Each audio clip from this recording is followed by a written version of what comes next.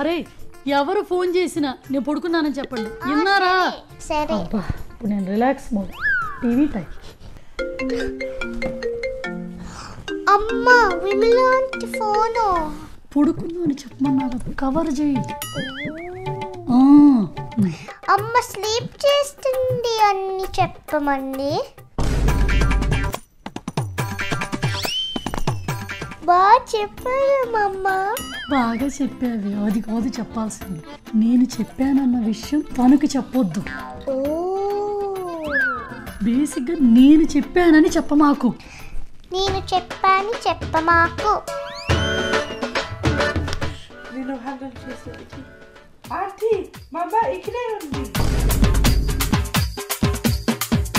Yeah మమ్మ that's so simple. ఇదంటారా handle చేయడం అంటే?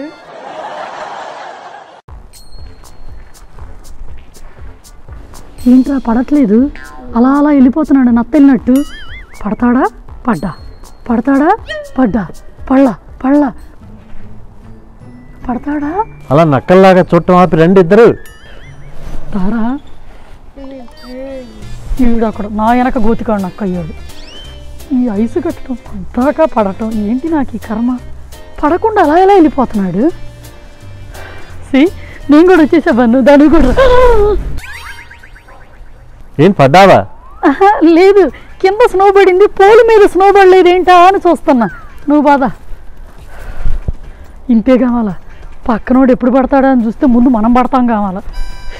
నువ్వు రారా. నువ్వు పడ్డావని నాకు అర్థమైంది. పక్కనోడు ఎప్పుడు పడతాడా అని ఎదురు చూడకూడదు. మనం పడకుండా వస్తున్నాం లేదా అన్నది చూసుకోవాలి. రా.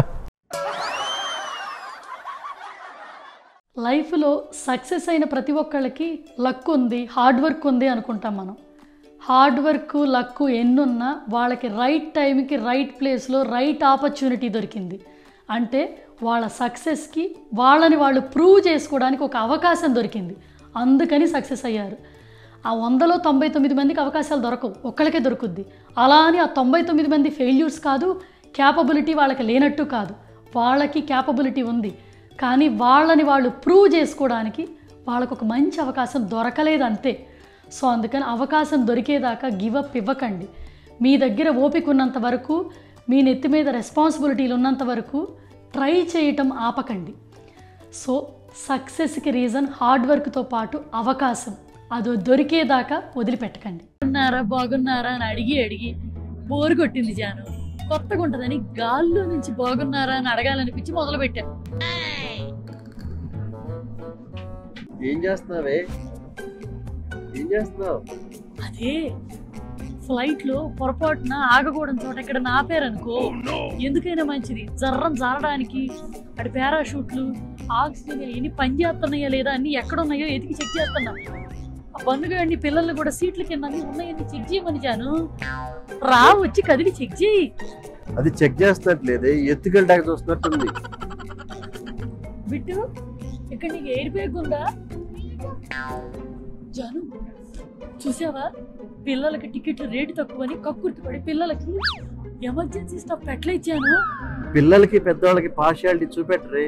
అందరికీ ఒకటే ఫ్లైట్, ఒకే రకంగా సేఫ్టీ మెజర్మెంట్స్ ఉంటాయి.